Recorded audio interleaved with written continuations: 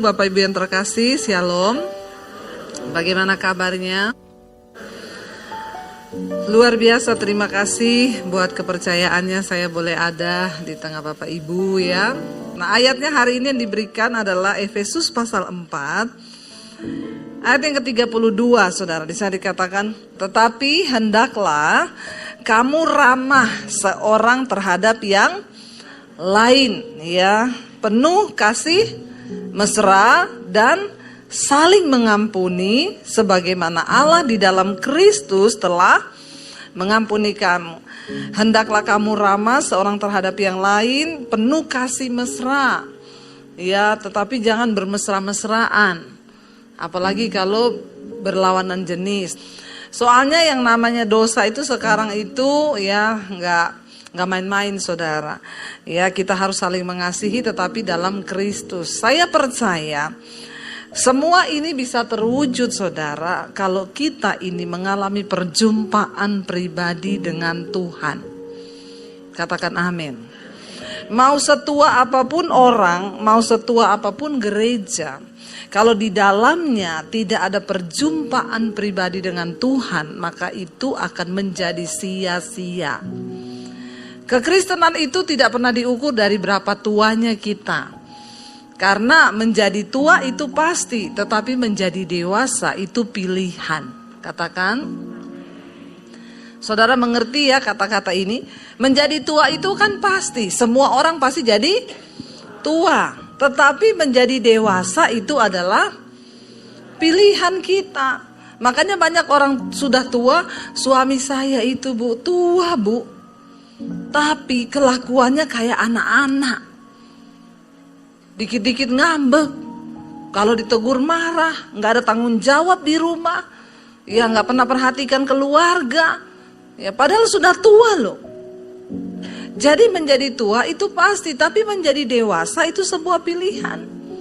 Sebaliknya, Saudara, walaupun seorang itu masih muda umurnya, tapi kalau dia berjumpa Yesus, dia menjadi dewasa di dalam rohani, maka itu akan menjadi berbeda. Walaupun muda, penuh tanggung jawab. Saya masih menjumpai di gereja-gereja itu orang tua-tua tapi pikirannya masih anak-anak. Karena gak berjumpa secara pribadi dengan Yesus. Padahal ke gereja tiap hari Minggu. Makanya saya banyak konselingin orang, suami saya itu bu, tiap minggu tuh ke gereja bu. Tapi kelakuannya lebih setan dari setan. Ya, jangan sampai loh, Saudara. Nah, kita akan membaca, kayaknya nggak afdol kalau kita nggak baca pasal ini. Ya, mulai dari Efesus 4 ayat yang ke-17. Firman ini berkata, ayat yang ke-17 kita baca bersama. Sebab itu kukatakan dan kutegaskan ini kepadamu di dalam Tuhan, jangan hidup lagi sama seperti orang-orang yang tidak mengenal Allah dengan pikirannya yang sia-sia. Banyak orang berkata mengenal Tuhan, tapi dalam prakteknya itu sebenarnya mereka belum mengenal Tuhan. Percaya Tuhan itu berbeda dengan mengenal Tuhan. Percaya saja tidak cukup, kita perlu mengenal, ya. Karena kalau kita mengenal itu berbeda, Saudara. Kita masuk lebih dalam dan pengenalan itu sangat didasarkan kepada sebuah hubungan. Siapa yang mengenal suami saya, Saudara? Yang paling tahu suami saya itu ya saya. Karena saya istrinya. Setiap hari saya bertemu dengan dia. Setiap hari saya bergaul dengan suami saya.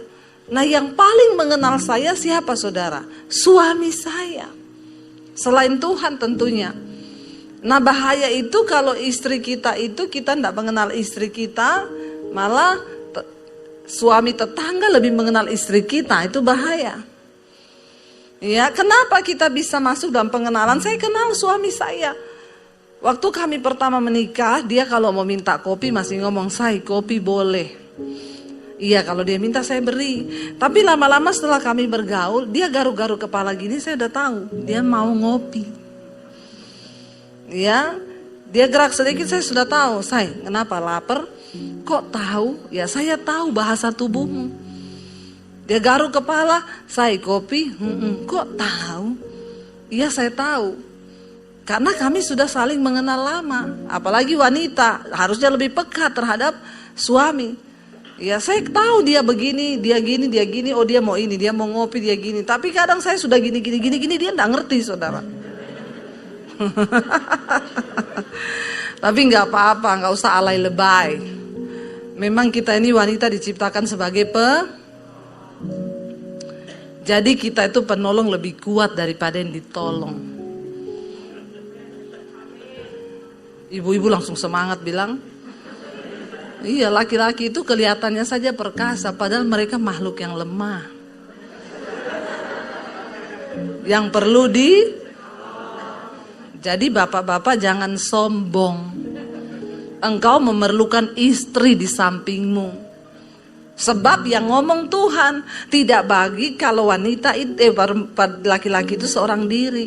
Aku akan memberikan dia seorang penolong. Ya. Pengenalan itu didasarkan oleh sebuah hubungan. Semakin dalam hubungan dibangun, maka semakin kenal kita. Jangan kita hidup menurut lagi pikiran-pikiran orang-orang yang tidak mengenal Allah. Orang yang tidak mengenal Allah itu nomor satu, terlihat dari apa? Pikirannya itu sia-sia. Makanya firman Tuhan berkata, ya, janganlah engkau menjadi serupa dengan dunia ini, tetapi berubahlah oleh pembaharuan budimu. Seseorang itu bisa berubah waktu pikirannya itu diubah. Apa yang bisa mengubah pikiran kita? Gak ada lain selain firman Tuhan. Makanya isi hidup kita dengan firman, supaya pikiran ini gak sia-sia. Makanya Rasul Paulus bilang, dulu sebelum aku mengenal Yesus, aku melakukan hal-hal yang merupakan kebanggaan. Tetapi setelah aku mengenal Kristus, aku meninggalkan semuanya itu. Bahkan dulu apa yang merupakan keuntungan bagiku, sekarang ku anggap rugi. Karena pengenalan akan Kristus Yesus Tuhanku itu lebih mulia dari segala-galanya. Saya dulu sebelum bertobat terima Yesus, saudara, saya melakukan hal-hal yang gak penting, bahkan itu dosa, dan saya menganggap itu kebanggaan. Tapi saya ya bangga, orang dunia itu berdosa bangga loh. Orang dunia itu selingkuh bangga loh. Padahal kalau kita di dalam Tuhan, kita tahu itu adalah hal yang menyakiti Tuhan, itu hal yang bodoh. Tapi bagi orang dunia itu kebanggaan. Ya, ada orang dunia yang kalau merokok itu dia bangga, dipikir jantan. Kalau dia mabuk itu bangga, saudara. Ini orang-orang yang pikirannya masih sia-sia, tidak mengerti kebenaran. Setelah kita mengenal Yesus, Rasul Paulus bilang, apa yang dulu merupakan keuntungan bagiku, sekarang ku anggap rugi. Kenapa? Karena pengenalan akan Yesus Tuhanku itu lebih mulia dari segala-galanya. Dulu saya sebelum kenal Yesus nyanyi di tempat dugem, saya pergi melakukan hal-hal yang tidak berkenan. Itu saya pikir tuh bangga, saudara. Sekarang malu. Ya, sebelum bertobat dulu saya pelatih senam aerobik, saudara. Makanya gayanya begini nih. Ya. Tapi saudara, ya dulu saudara bisa bayangkan pelatih senam aerobik kalau pakai itu seksi bajunya karena bangga, itu bangga dulu. Sekarang setelah Tuhan ubahkan pemikirannya nggak sia-sia lagi, malu kalau pakai baju yang seksi. Jadi kalau ada orang datang ke gereja pakai baju seksi-seksi itu berarti pikirannya masih tumpul. Ya, Alkitab berkata jangan lagi engkau hidup sama seperti orang tidak mengenal Allah dengan pikirannya yang sia-sia. Ayat 18 berkata, dan pengertiannya yang gelap, jauh dari hidup persekutuan dengan Allah karena kebodohan yang ada di dalam hati mereka dan karena kedegilan hati mereka. Pengertiannya itu gelap. Mengerikan, saudara, ya. Tuhan bilang, kalau terang yang ada padamu saja gelap, bagaimana dengan kegelapan yang ada padamu? Orang kalau gak hidup dalam Tuhan, pengertiannya itu gelap, pikirannya gelap. Makanya saya bilang banyak orang Kristen yang lebih setan dari, ya, udah tahu selingkuh, berzina, Ditanya, kamu kenapa selingkuh? Gara-gara setan, Bu. Setan bilang, kasihan deh lu. Yang enak lu, yang sial gua. Apa-apa salahin setan. Ya, belum tentu apa-apa itu setan yang salah, saudara. Ya, beda antara daging dan setan itu berbeda. Ya, Alkitab bilang Galatia pasal 5 itu keinginan daging telah nyata. Apa itu keinginan daging?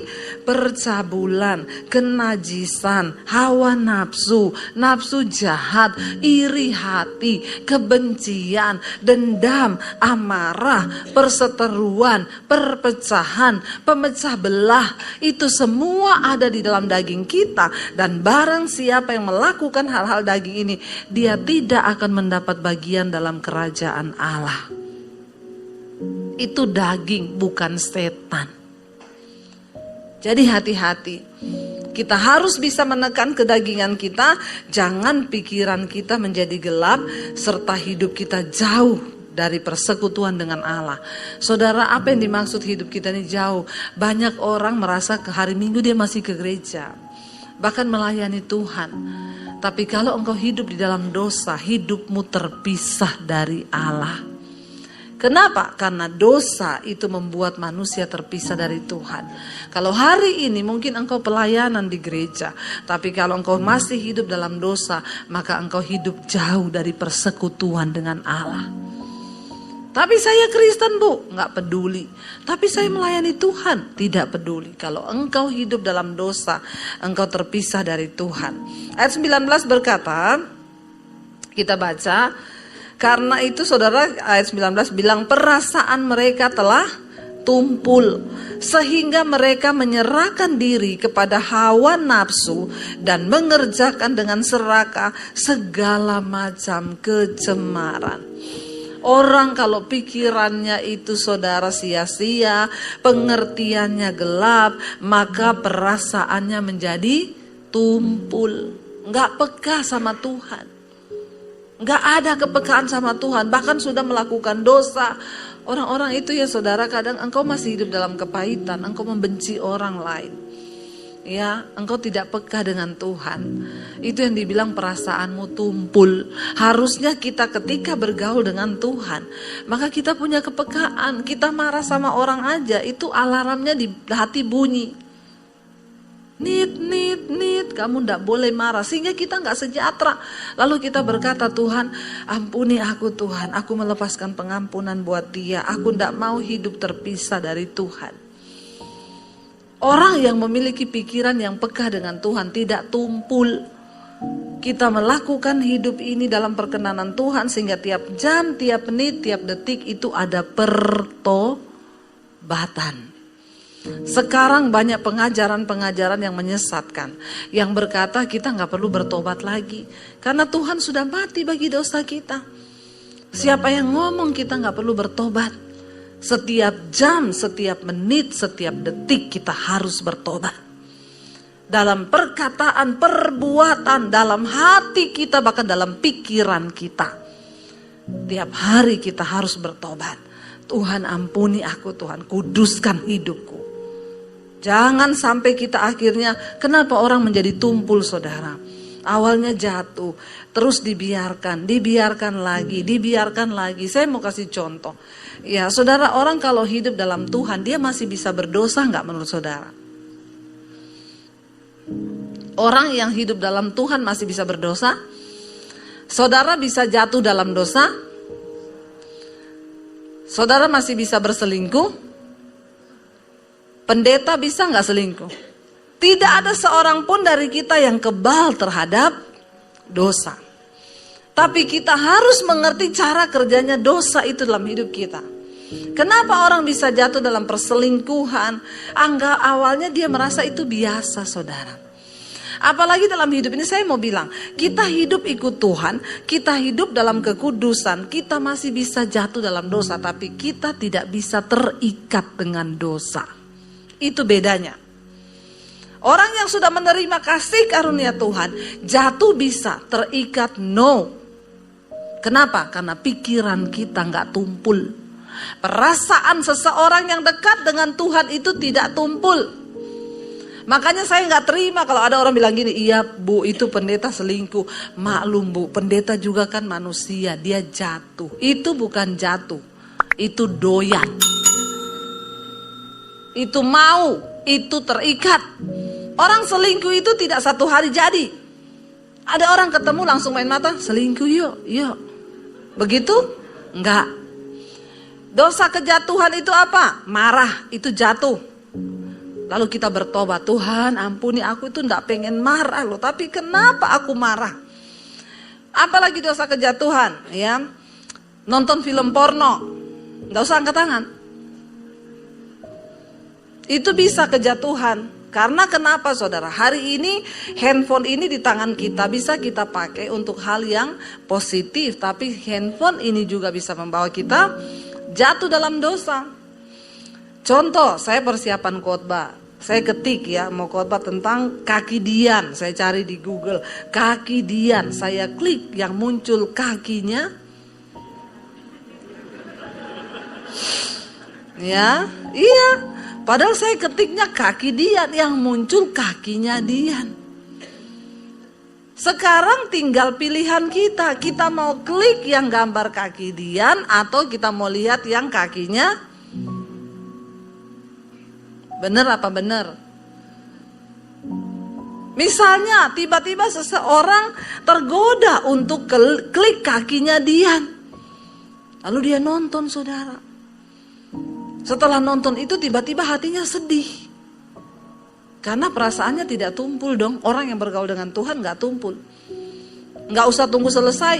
Kadang kita lagi nonton tiba-tiba Roh Kudus bersedih. Tuhan ampuni aku. Kita cepat-cepat stop dan ampuni aku. Tuhan ampuni aku dalam nama Yesus. Kuduskan pikiranku.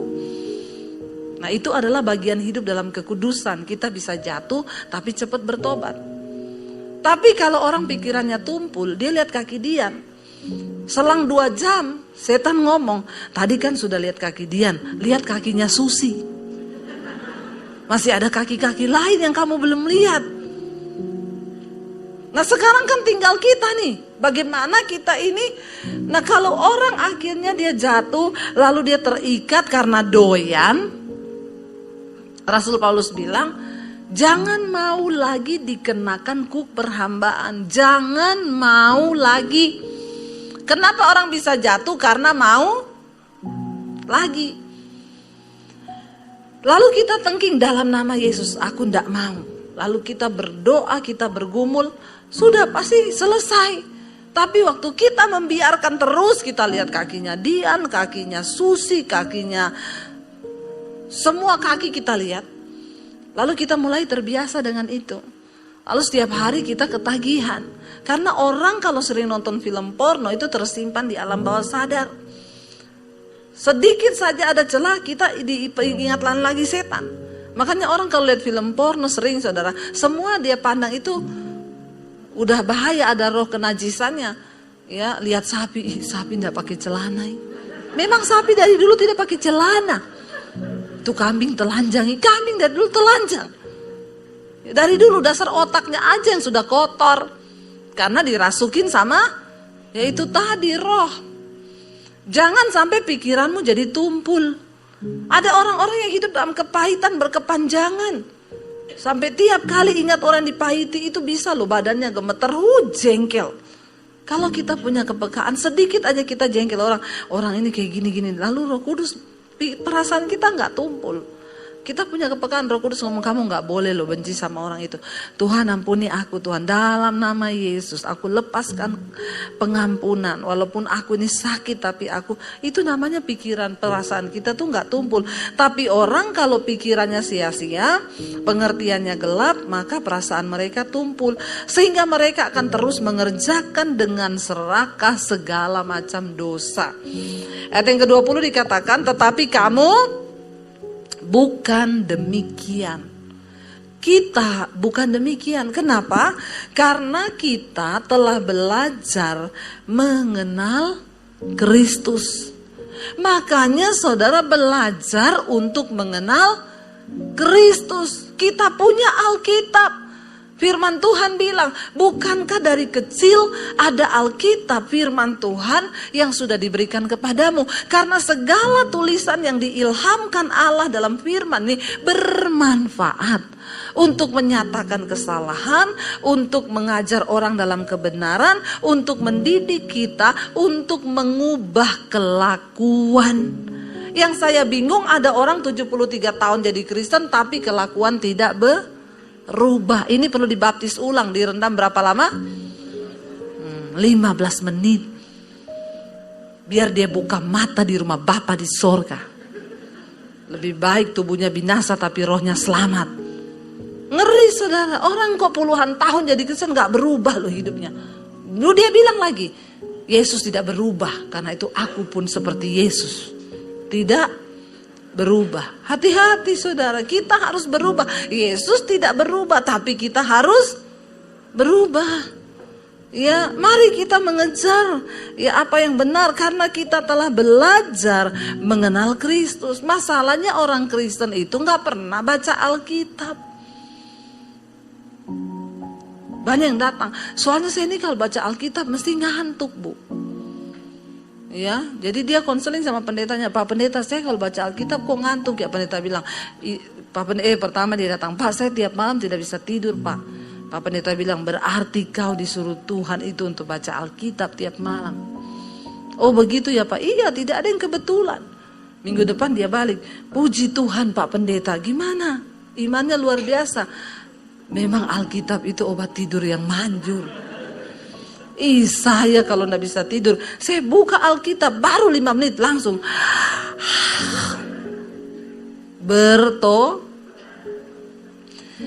Orang Kristen gak ngerti firman, gak ngerti semua apa-apa itu, tidak tahu. Banyak loh saudara, banyak loh.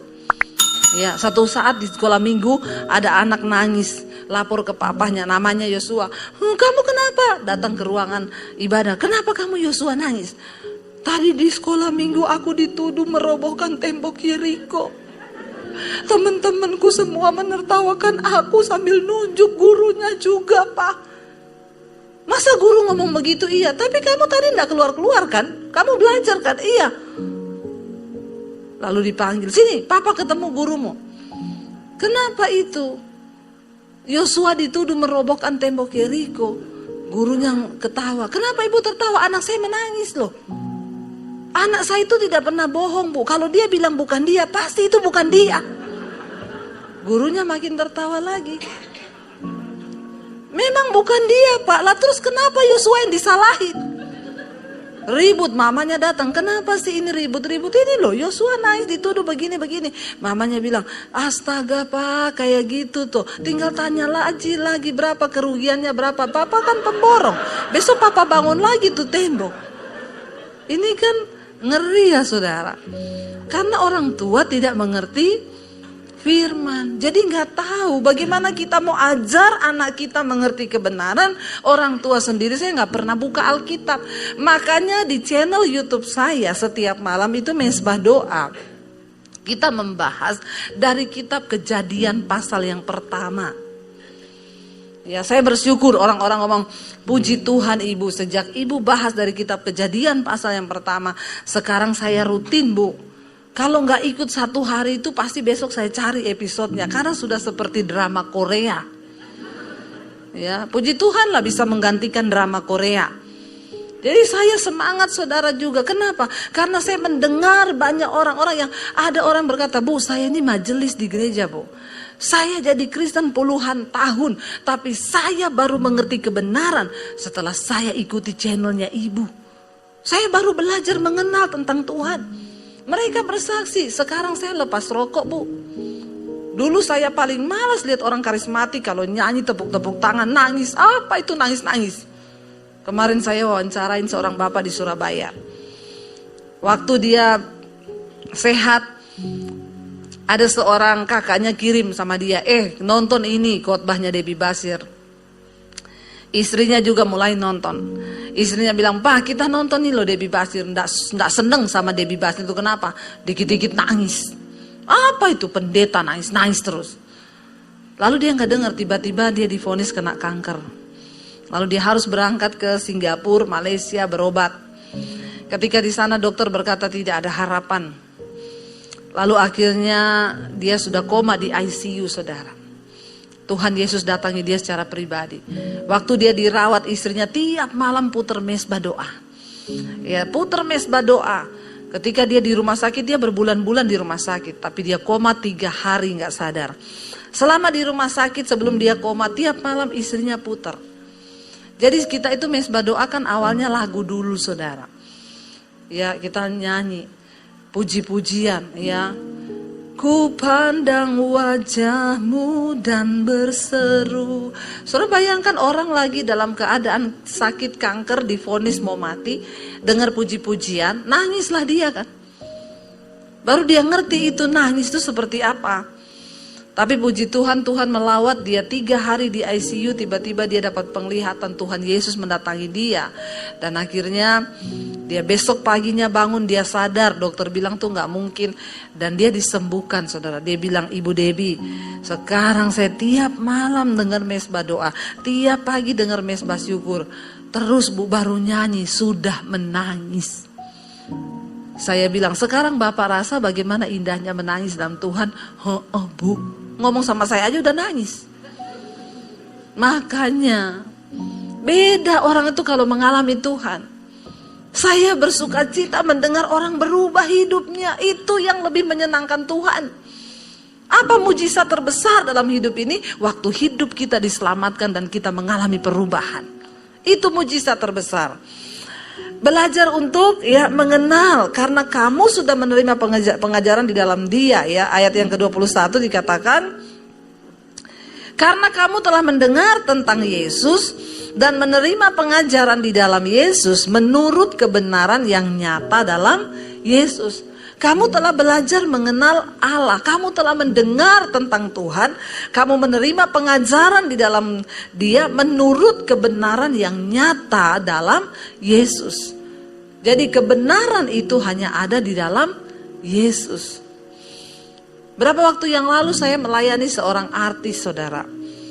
Tiba-tiba dia WA ke saya pagi-pagi, jadi di nomor HP saya itu yang masuk puluhan ribu. Saya tuh berdoa, Tuhan tolong tuntun saya setiap kali jawab WA ini, yang saya jawab itu yang memang orang yang Tuhan pilih. Karena yang masuk puluhan ribu, saya sudah tidak bisa menjawab. Ya apalagi yang cuma, Bu saya ada utang online, aduh yang begitu-begitu ya. Saya bilang hubungi bank terdekat. Ya ada lagi, saya ini terjebak utang 6 juta Bu, saya udah mau dibunuh Bu, saya sudah mau bunuh diri, gak tahu mau bikin apa. Makanya saya berdoa, saya dengar Tuhan bilang minta ke Ibu Debbie. Minta ke Ibu Debbie. Saya bilang, oh Tuhan bilang begitu ya. Iya Bu, bener. Makanya saya tadi malam berdoa, saya bilang, saya dengar Tuhan juga ngomong sama saya. Apa Bu? Tuhan bilang, jangan dikasih. Ya, kau mau tipu-tipu kah? Yang begitu banyak, saudara. Ya, lalu saudara, saya itu berdoa sama Tuhan, biar Tuhan itu yang tunjuklah ini yang siapa. Lalu artis itu ngomong, saya ini Bu, dia cuma tulis gini, saya mau tolong baptis saya. Saya bangun pagi-pagi, habis mesbah syukur, saya buka itu WA. Tiba-tiba masuk, ting, tolong baptis saya. Wah ini serius ini emergency nih. Saya langsung balas, serius kamu mau dibaptis? Iya saya serius. Yaudah, saya telepon, kenapa kamu mau dibaptis? Dia cerita, papa saya meninggal, papa saya itu bukan orang Kristen dari seberang. Dan karena papa saya meninggal, akhirnya saya setiap hari saya sholat 5 waktu. Karena itu akan menyelamatkan papa saya bisa masuk surga. Tiap hari saya sholat, lalu saya mulai mencari, saya mulai belajar. Karena saya mulai berpikir nanti kalau saya mati siapa yang berdoa buat saya ya supaya saya masuk surga. Saya mulai baca kitab saya, dia bilang saya mulai cari tentang surga. Tapi ketika dia mulai membaca tentang surga, dia tuh merasa tidak sreg, saudara. Dia bilang, Tuhan kalau memang dengan saya sholat, papa saya bisa masuk surga, saya nggak mau sholat 5 waktu, 10 waktu. supaya papa saya masuk surga. Akhirnya saudara, dia setiap malam plus tahajud jam 2 malam dia bangun berdoa. Karena saudara kalau mau doa tenanan sungguh-sungguh sama Tuhan itu biar cepat didengar, berdoalah tengah malam di saat semua orang lagi tidur. Karena Tuhan lagi tidak sibuk. Semua orang tidur yang dia dengar cuma doamu itu. Ya, jadi pasti langsung instan balasannya. Ya, sebenarnya bukan kayak gitu juga ya, cuma itu namanya harga kan yang kita bayar. Lalu akhirnya saudara, ketika dia mulai perbandingkan, itu membuat dia mencari jalan kebenaran. Dia beli Alkitab. Dia baca tentang sorga di Alkitab. Dia bilang, waduh kok sorga di Alkitab itu mulia, kudus, kekal. Pokoknya sesuatu yang... Lalu dia tertarik. Tapi dia semakin takut. Saya tidak mau tersesat, dia bilang. Jadi dia semakin mendalami agamanya, dia semakin rajin sholat, dia semakin rajin tahajud. Dia bilang saya tidak boleh tersesat. Tapi satu kali ketika dia lagi sholat tahajud, dia didatangi sama Tuhan Yesus, saudara. 2 malaikat berdiri di samping kanan kirinya, dan ada seorang sosok pria pakai jubah putih. Dia bilang, Bu, mukanya itu bersinar terang, tetapi terangnya itu tidak menyilaukan, tapi damai. Saya tidak bisa melihat mukanya, saya langsung tersungkur, tersujud, dan muka saya ini harus mencium tanah, lantai. Lalu dia berkata, akulah jalan, kebenaran, dan hidup. Maka datanglah kepadaku. Jadi dia mulai cari, saudara. Dia baca Alkitab, Lalu ada suara yang berkata, kamu harus menyerahkan hidupmu, kamu harus dibaptis. Dia mulai hubungi semua pendeta-pendeta yang ada di YouTube, ya, pendeta-pendeta besar, ya, dia hubungi, saya mau dibaptis, tapi nggak ada satupun yang balas. Ya, lalu tiba-tiba dia bilang, Tuhan, saya ini sudah mau menyerahkan diri saya loh, tapi kenapa nggak ada yang balas? Tuhan, tunjukkan pendeta siapa yang harus membaptis saya. Habis dia berdoa begitu, tiba-tiba dia buka iPad-nya, channel saya muncul. Dia bilang channel ibu itu sudah lama muncul, tapi saya minggirin aja karena saya tidak tertarik dengan namanya Basir. Ya, saya ini di mana-mana dipikir saudaranya, cucunya Abu Bakar Basir. Ya, lalu saudara dia tidak tertarik, tapi pagi itu tiba-tiba ada sesuatu yang menunjukkan dia, langsung dia klik, saudara. Dia dijamah Tuhan dengan khotbah pertama saya, dia nangis. Lalu dia lihat ada nomor HP, dia WA, Tuhan, kalau pendeta ini memang yang akan baptis saya, dia akan balas. 5 menit dia WA, saya balas, saya telepon malah. Waktu saya telepon, kamu benar mau dibaptis? Dia nangis, iya Bu, saya mengalami Tuhan. Dia cerita sambil bercucuran air mata, dia nggak bisa tahan air matanya. Saya bilang, saya mengerti apa yang kamu alami, karena itu dulu pernah saya alami. Kamu sedang mengalami perjumpaan dengan Tuhan. Dia nangis, dia bilang, Tuhan itu mulia Bu, saya tersungkur, saya nggak bisa. Iya, ya udah. Kalau kamu serius, kirim KTP-mu sama saya. Dia kirim. Saya search di Google, muncul mukanya. Loh, ini kan artis sinetron. Saya telepon lagi, maaf ya, kamu artis ini bener? Iya. Ya udah, nanti kita ketemu, bisa nggak datang ke rumah saya? Saya kasih alamat, dia datang, saudara. Nggak tunggu lama, siangnya datang. Datang pakai kerudung, nangis, saudara. Saya doakan, nggak bisa tahan air mata. Saya doakan, kita belajar tentang baptisan. Beberapa hari kita ketemu, akhirnya baptis.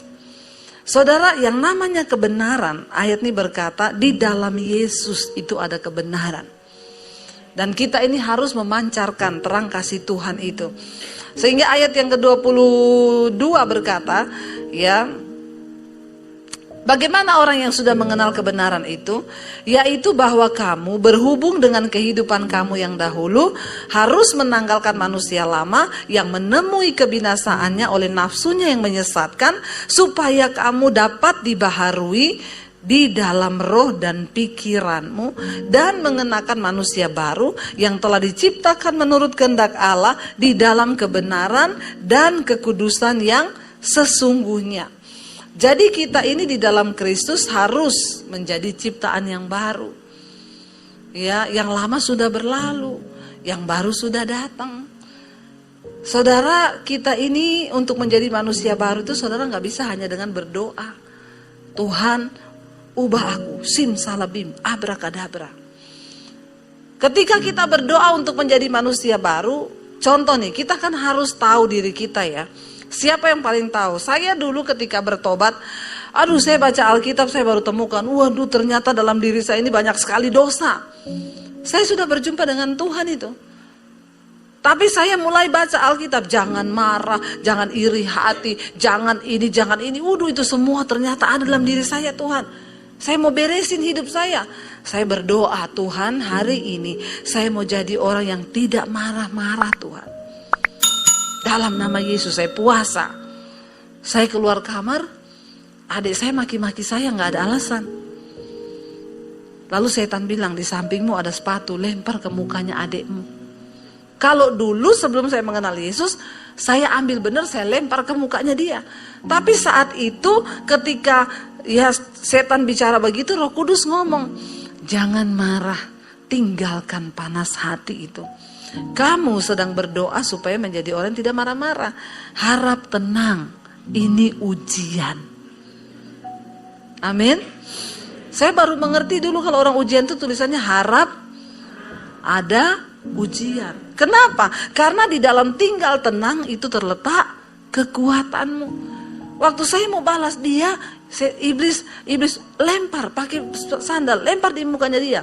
Roh Kudus ngomong, jangan, tenang, ini ujian. Saya bergumul tiap hari untuk bisa nggak marah. Anda yang paling tahu dengan dirimu. Apa dosa yang masih ada dalam kita? Itu nggak bisa simsalabim. Kita harus bergumul menjadi manusia baru. Satu kali ada anak muda, saudara, anak kos ini, dia kos di Jakarta, dari luar pulau, ya, namanya Joni. Dia datang di KKR, dia ini terikat dengan kemabukan, persinahan, judi, rokok, semuanya. Begitu dia dengar firman, pendetanya bilang maju ke depannya mau bertobat, dia lari dari belakang, dia dijamah Tuhan, lari tersungkur, didoakan, saudara, nangis, air mata keluar, air hidung keluar, air mulut keluar. Lalu akhirnya dia dijamah Tuhan, dia pulang. Terima, jadi manusia baru. Dia pulang, dia masuk ke kamar kosnya, dia gali tanah di belakang rumah. VCD pornonya, minuman, botol whisky-nya, kartu judinya, film pornonya, dia tanam semua di belakang rumah, dia taruh salib. Joni yang lama wafat. Tanggal sekian, jam sekian. Lalu temannya datang, Joni minum yuk. Tidak. Joni yang lama sudah mati. Sekarang yang ada Joni yang baru. Alah gaya lu gini-gini. Sebab perbuatan daging itu telah nyata. Joni khotbah. Ya lolos dia dalam hal judi. Besok datang temannya lagi nawarin dia minum. Ayo minum Joni. Tidak, Joni sudah wafat. Hari ketiga pacarnya Joni datang pakai rok mini. Dia langsung rangkul Joni. Joni tengking, dalam nama Yesus. Pacarnya bilang, ngapain sih lu macem-macem? Langsung Joni bilang, daging memang penurut, roh memang penurut, tapi daging lemah. Mulai cari ayat pembenaran firman. Akhirnya Joni jatuh lagi, saudara. Dia jatuh dalam perselingkuhan. Temannya datang, John, 3 hari lalu katanya lu sudah bertobat. Seperti Tuhan Yesus, pada hari yang ketiga dia bangkit kembali. Joni pun bangkit hari yang ketiga. Saya mau kasih contoh dari ilustrasi ini apa, saudara? Kita kalau mau jadi manusia baru, perjuangan. Bisa nggak jatuh lagi? Bisa, tapi jangan menyerah. Terus bangkit, saudara. Ya, jangan menyerah. Dikatakan, ayo kita ini, mari saudara, kita menanggalkan semua hal yang berbau dosa, kita membuang segala yang tidak benar, kita harus mengenakan manusia baru yang telah diciptakan menurut kehendak Allah di dalam kebenaran dan kekudusan. Karena itu 25 berkata, buanglah dusta, berkatalah benar seorang kepada yang lain, karena kita adalah sesama anggota. Jangan hidup dalam kebohongan. Bapak-bapak jangan suka berdusta. Ya, kalau engkau punya uang 1 juta, jangan bilang cuma 500.000.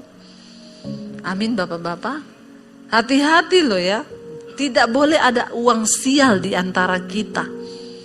Suami istri harus jujur dalam hal keuangan.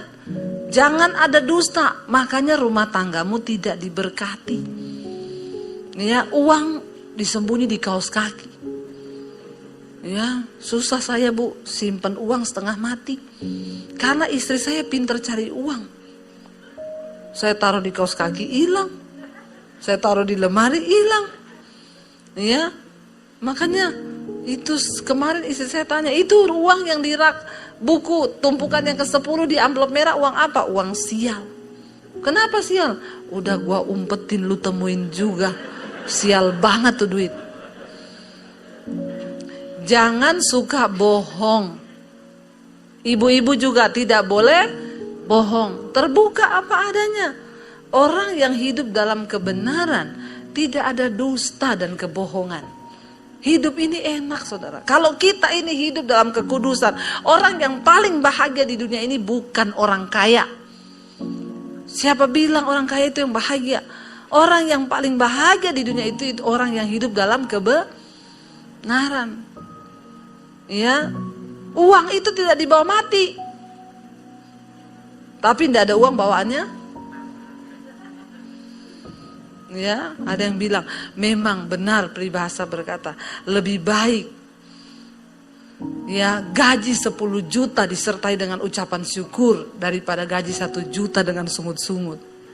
Ya, jadi orang itu kalau hidup dalam kebenaran tuh enak saudara. Tidak ada kebohongan, gak ada dusta. Kita ini mau dipanggil mati kapanpun siap. Amin. Ya, saudara siap atau tidak kalau waktunya datang? Berangkat. Jadi daripada tidak siap lebih baik siap. Makanya buang dusta. Berkatalah benar seorang terhadap yang lain. Karena kita ini adalah sesama anggota. Di gereja jangan ada bohong-bohong. Jangan ada dusta-dusta. Hiduplah dalam kebenaran, transparan, itu enak. Kalau saudara gak senang sama dia, datang ngomong. Aku tuh gak senang loh sama kamu. Karena kamu itu gini-gini. Oh gitu ya, sorry ya, maafin ya. Iya aku mau berubah deh. Kan enak toh.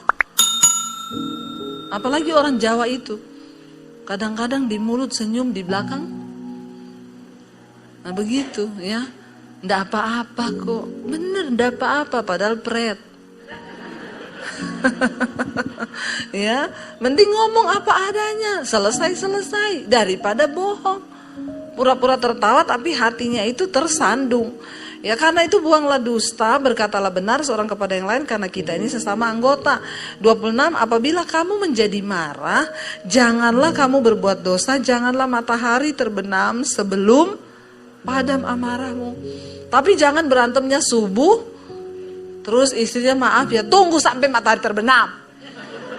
Nah ini juga bodoh saudara. Nanti udah mau jam 6 sore, iya aku maafin kamu. Nah ini kan wagu. Jadi jangan ya, kita berdoa 5 menit berantem, Tuhan tegur, berdamai. Suami istri berantem 5 menit cukup. Bilang amin. Ya, berantem 5 menit cukup. Supaya berkat Tuhan itu ada dalam rumah tangga kita. Ayat yang 27, dan janganlah beri kesempatan kepada iblis. 28, orang yang mencuri janganlah ia mencuri lagi, tetapi baiklah ia bekerja keras dan melakukan pekerjaan yang baik dengan tangannya sendiri, supaya ia dapat membagikan sesuatu kepada orang yang berkekurangan. Jadi kita harus kerja, jangan minta-minta. Jangan apalagi mencuri. Ada orang gak mau kerja, maunya cuma mencuri. Ingat ya, uang yang kita dapatkan dengan yang tidak halal itu percuma saudara. Ya, supaya kita harus kerja dapat membagikan sesuatu pada orang lain. Janganlah ada perkataan kotor keluar dari mulutmu, tetapi pakailah perkataan yang baik untuk membangun di mana perlu, supaya mereka yang mendengarnya beroleh kasih karunia. Jangan ada perkataan kotor di mulut kita. Kemarin saya itu wawancara 2 suami istri di Mesbah Doa Spesial. Mereka itu kalau berantem saudara, ya suami istri tuh udah nggak panggil nama. Maaf ya, maaf nih istrinya bilang, saya kalau panggil suami saya bu, kalau saya lagi marah bukan panggil saya atau apa, ya 3 huruf di belakang, njing. Dia bersaksi itu, bayangkan suami istri panggilannya itu. Coba apa enggak setan itu dalam rumah tangga. Tapi sejak suaminya dia di pandemi ketakutan mau mati, akhirnya cari-cari khotbah di YouTube, lalu menemukan khotbah saya. Istrinya sudah lari ke Bali mau tinggalin suaminya, tapi di Jakarta suaminya dengerin khotbah saya, akhirnya mulai berubah. Telepon istrinya suruh pulang, kirim uang, biasanya pelit, gak pernah ngasih uang istri. Tapi dia kasih uang, istrinya terharu, tersentuh. Bapak-bapak sering-sering kasih uang istrimu, supaya hatinya orang kikir ndak masuk surga loh. Alkitab bilang ya, jangan pelit-pelit ya. Akhirnya bertobat saudara ya. Lalu tidak lagi ada perkataan kotor, jangan ya, nanti rumah tanggamu gak diberkati. Lalu ayat 29 tadi berkata, tetapi pakailah perkataan yang baik untuk membangun di mana perlu, supaya mereka yang mendengarnya beroleh kasih karunia. 30, janganlah kamu mendukakan Roh Kudus Allah yang telah memateraikan kamu menjelang hari penyelamatan. 31, segala kepahitan, kegeraman, kemarahan, pertikaian, fitnah hendaklah dibuang daripada kamu, demikian pula segala kejahatan. Nah ini baru ayat 32, tetapi hendaklah kamu ramah seorang terhadap yang lain, penuh kasih mesra dan saling mengampuni, sebagaimana Allah di dalam Kristus telah mengampuni kamu. Saudara, kita ini sudah dewasa. Harusnya kita sudah dapat menjadi terang Kristus. Berubahlah ya. Mari kita sama-sama berubah. Mari kita bangkit berdiri bersama.